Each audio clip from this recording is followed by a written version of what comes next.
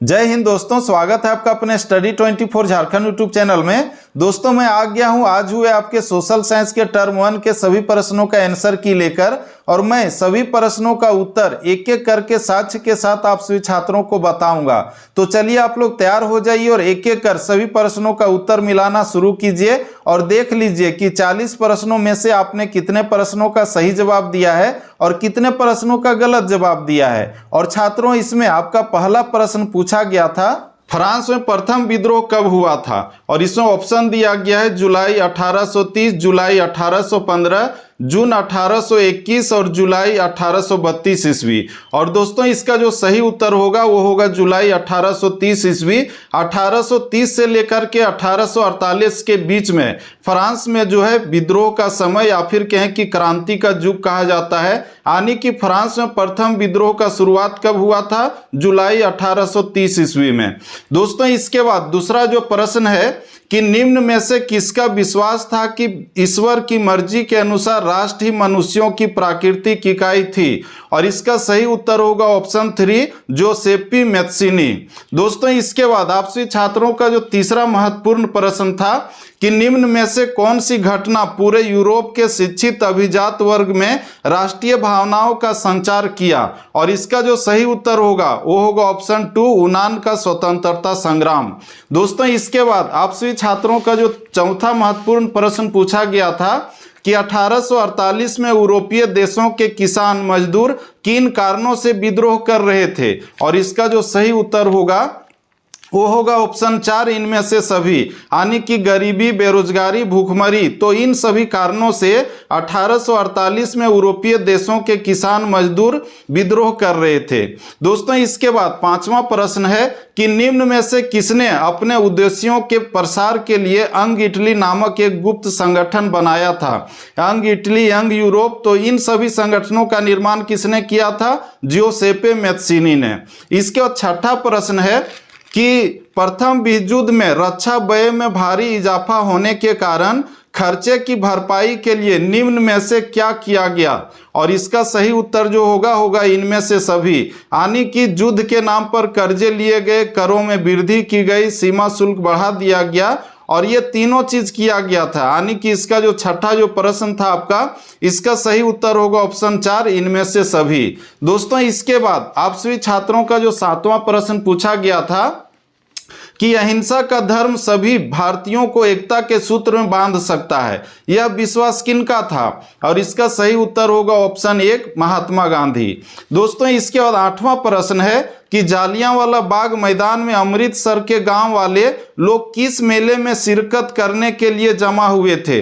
13 अप्रैल 1919 ईस्वी को जालियांवाला बाग में अमृतसर के लोग यानी कि पंजाब के लोग जमा हुए थे बैसाखी मेला के अवसर पर।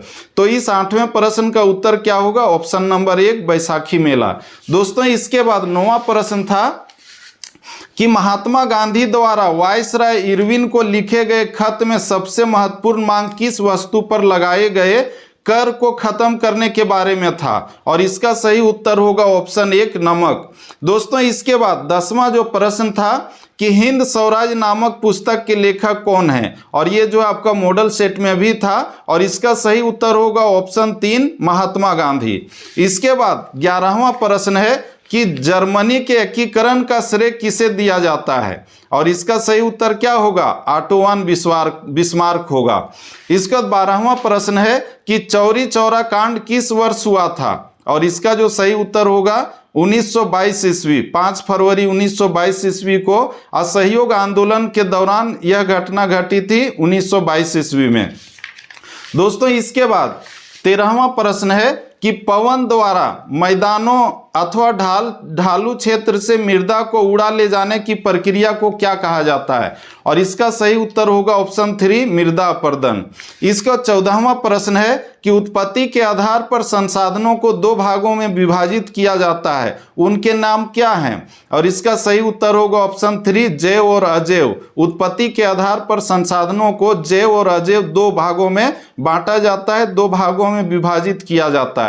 दोस्तों इसके बाद 15वां प्रश्न पूछा गया था कि निम्न में से किस मृदा को रेगुड़ मृदा भी कहा जाता है? और इसका सही उत्तर होगा काली मृदा, जो कपास के खेती के लिए सर्वोत्तम माना जाता है।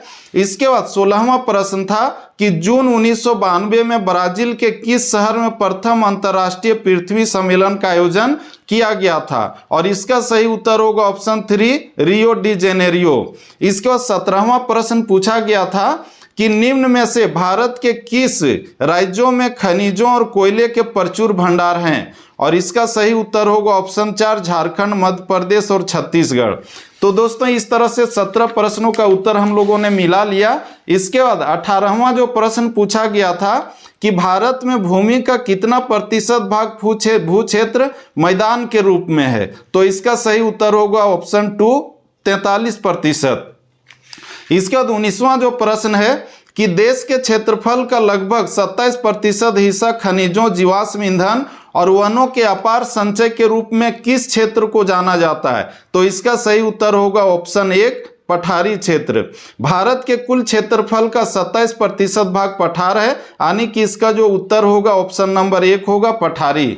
इसके बाद अगला जो प्रश्न पूछा गया था कि पंजाब में भूमि निम्नीकरण का मुख्य कारण क्या है? दोस्तों ये जो आपका मॉडल सेट में भी था, और इसका जो सही उत्तर होगा ऑप्शन 3 होगा अधिक सिंचाई।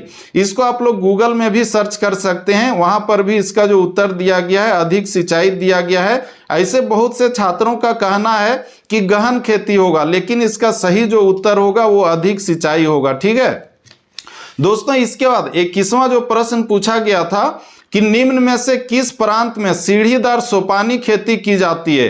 तो इसका सही उत्तर होगा उत्तरांचल या फिर कहें कि उत्तराखंड। इसके बाद अगला जो प्रश्न हम लोग देखते हैं 22वां प्रश्न, वह है कि भारतीय वन्य जीव अधिनियम किस वर्ष में लागू किया गया? और इसका सही उत्तर होगा 1972 ईस्वी। 1972 ईस्वी में भारतीय वन्य जीव अधिनियम लागू किया गया था।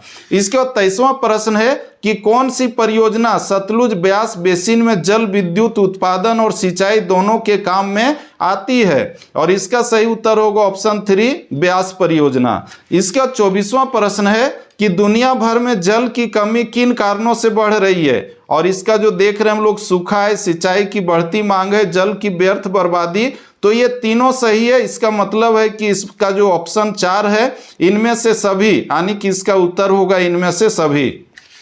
दोस्तों इसके बाद 25वां जो प्रश्न हम लोग देखते हैं वह है कि बेल्जियम में 1950 और 1960 के दशक में किन भाषा के बोलने वाले समूहों के बीच तनाव बढ़ने लगा? और इसका सही उत्तर क्या होगा? ऑप्शन नंबर 1 होगा फ्रेंच और डच। इसके बाद 26वां जो प्रश्न पूछा गया है कि श्रीलंका में अधिकतर सिंहली भाषी लोग किस धर्म के मानने वाले हैं? तो इसका सही उत्तर होगा ऑप्शन 3 बौद्ध धर्म। दोस्तों इसके बाद आगे हम लोग बढ़ें तो 27वां जो प्रश्न पूछा गया था कि लोकतंत्र के एक बुनियादी सिद्धांत के रूप में राजनीतिक शक्ति का स्रोत किसे माना जाता है? और इसका सही उत्तर होगा जनता। लोकतंत्र में जनता ही सब कुछ होती है, यानी कि लोकतंत्र के एक बुनियादी सिद्धांत के रूप में राजनीतिक शक्ति का स्रोत किसे माना जाता है? जनता को माना जाता है। दोस्तों इसके बाद 28वां जो प्रश्न पूछा गया था कि सत्ता में भागीदारी की आवश्यकता कहां पड़ती है? और इसमें जो ऑप्शन देखते हैं, एक में क्षेत्र, भाषा और जाति के आधार पर बंटे समाज में, दूसरा क्षेत्रीय विभाजन वाले बड़े राज्यों में, तीसरा प्रत्येक लोकतांत्रिक राज्य में, और अंत में जो है इनमें से सभी, यानी कि इसका जो सही उत्तर होगा वह होगा ऑप्शन 4 इनमें से सभी। दोस्तों इसके बाद आपका जो 29वां प्रश्न पूछा गया था कि निम्न में से किस प्रकार का टकराव आगे बढ़कर अक्सर हिंसा और राजनीतिक या स्थिरता का रूप ले लेता है? और इसका सही उत्तर क्या होगा? इसका सही उत्तर होगा सामाजिक, यानी कि सामाजिक टकराव जो है आगे बढ़कर के अक्सर हिंसा और राजनीतिक या स्थिरता का रूप ले लेता है। इसके बाद 30वां जो प्रश्न पूछा गया था कि संविधान और विभिन्न स्तर की सरकारों के अधिकारों की व्याख्या करने का अधिकार किसे है? और इसका सही उत्तर होगा न्यायालय। न्यायालय को ही संविधान और विभिन्न स्तर की सरकारों के अधिकारों की व्याख्या करने का अधिकार है। दोस्तों इसके बाद 31वां जो प्रश्न पूछा गया था कि पुलिस, व्यापार, वाणिज्य, कृषि और सिंचाई जैसे महत्वपूर्ण विषय किस सूची के अंतर्गत रखे गए हैं? और इसका सही उत्तर होगा ऑप्शन 3 राज्य सूची। राज्य सूची के अंतर्गत जो है पुलिस, व्यापार, वाणिज्य, कृषि और सिंचाई जैसे महत्वपूर्ण विषय रखे गए हैं। इसके बाद 32वां जो प्रश्न है कि केंद्र शासित प्रदेश वाले इलाकों का शासन चलाने का विशेष अधिकार किस सरकार को प्राप्त है? और इसका सही उत्तर होगा ऑप्शन नंबर 1 केंद्र सरकार। यानी कि केंद्र शासित प्रदेश जितने भी हैं तो वहां पर जो शासन चलाने का विशेष अधिकार है उसे केंद्र सरकार को ही प्राप्त है। ये जो है राज्य सरकार या स्थानीय सरकार या फिर इनमें से सभी, ये उत्तर नहीं होगा, बल्कि इसका उत्तर होगा ऑप्शन नंबर 1 केंद्र सरकार। दोस्तों इसके बाद 33वां जो प्रश्न है वह है कि जब केंद्र और राज्य सरकार से शक्तियों को लेकर स्थानीय सरकारों को दी जाती है तो इसे क्या कहा जाता है? और इसका सही उत्तर होगा ऑप्शन नंबर 2 सत्ता का विकेंद्रीकरण। यानी कि केंद्र और राज्य सरकार में शक्तियों का जो बंटवारा किया जाता है और उसमें स्थानीय सरकारों को जो शक्ति दी जाती है तो उसे सत्ता का विकेंद्रीकरण कहते हैं। दोस्तों इसके 34वां प्रश्न है कि आर्थिक विकास के अंतर्गत सम्मिलित लक्ष्य है, क्या है? तो इसमें नियमित रोजगार, स्वतंत्रता, बेहतर मजदूरी, ये तीनों ऑप्शन सही है। यानी कि इसका सही उत्तर होगा इनमें से सभी। इसके बाद 35वां जो प्रश्न पूछा गया है कि भारत के किस राज्य में गरीबी का प्रतिशत सबसे अधिक है? और इसका जो सही उत्तर होगा ऑप्शन नंबर 1 होगा छत्तीसगढ़। छत्तीसगढ़ के बाद ओडिशा आता है, इसके बाद बिहार और बाकी राज्य आते हैं। तो इसका सही उत्तर क्या होगा? छत्तीसगढ़ आएगा। इसे आप लोग गूगल में भी सर्च करके देख सकते हैं, इसका सही उत्तर वहां पर भी छत्तीसगढ़ ही दिया हुआ है। दोस्तों इसके बाद जो 36वां प्रश्न पूछा गया था कि भारत में प्रच्छन्न बेरोजगारी सामान्यतः किस क्षेत्र में दिखाई देती है? और इसका सही उत्तर होगा कृषि क्षेत्र। कृषि क्षेत्र में प्रच्छन्न बेरोजगारी सामान्य रूप से दिखाई जाती है। इसके बाद दोस्तों अगला जो प्रश्न है 37वां प्रश्न कि भारत किस वर्ग के देश में आता है? निम्न आय वर्ग, गरीबी, गरीब, विकसित या फिर कम जनसंख्या? तो इसका सही उत्तर होगा ऑप्शन नंबर 1 निम्न आय। भारत जो है निम्न आय वर्ग के देशों में आता है। इसके बाद जो 38वां प्रश्न पूछा गया था कि निम्न में से कौन अर्थव्यवस्था की विशालता को प्रदर्शित करता है? और इसका सही उत्तर होगा जीडीपी, यानी कि सकल घरेलू उत्पाद। इसके बाद जो 39वां प्रश्न पूछा गया है कि परिवहन, भंडारण, संचार, बैंक सेवाएं और व्यापार किस क्षेत्र की गतिविधियों के प्रमुख उदाहरण हैं? तो इसका सही उत्तर होगा तृतीयक क्षेत्र।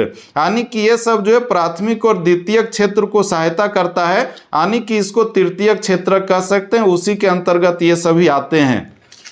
दोस्तों इसके बाद अंतिम जो प्रश्न पूछा गया था आप सभी छात्रों को वह कि कृषि क्षेत्र के श्रमिकों में किस प्रकार की बेरोजगारी पाई जाती है? और इसका सही उत्तर होगा चक्रीय बेरोजगारी, यानी कि साल में जो है एक ही बार या फिर 2 बार ही जो है इन लोगों को रोजगार मिलता है, यानी कि वहां पर जो है चक्रीय बेरोजगारी होती है। तो दोस्तों आप लोगों ने सोशल साइंस के पहले टर्म के सभी 40 प्रश्नों का आंसर मिला लिया है और आपको पता चल गया कि आपने कितने प्रश्नों का सही जवाब दिया है और कितने प्रश्नों का गलत जवाब दिया है। दोस्तों आप लोग कमेंट बॉक्स पर जाकर इसे जरूर बताइए कि आपका कितना मार्क्स आया। मुझे विश्वास है कि आपका आज का एग्जाम बहुत अच्छा गया होगा। तो छात्रों अब आप सभी छात्र नेक्स्ट एग्जाम की तैयारी में लग जाइए और उसमें भी अच्छा से लिखिए और फर्स्ट डिवीजन से भी ज़्यादा मार्क्स लाइए। तो छात्रों इन्हीं शुभकामनाओं के साथ फिर मिलते हैं हम लोग नेक्स्ट वीडियो में। तब तक के लिए जय हिंद, वंदे मातरम, thank you, best of luck.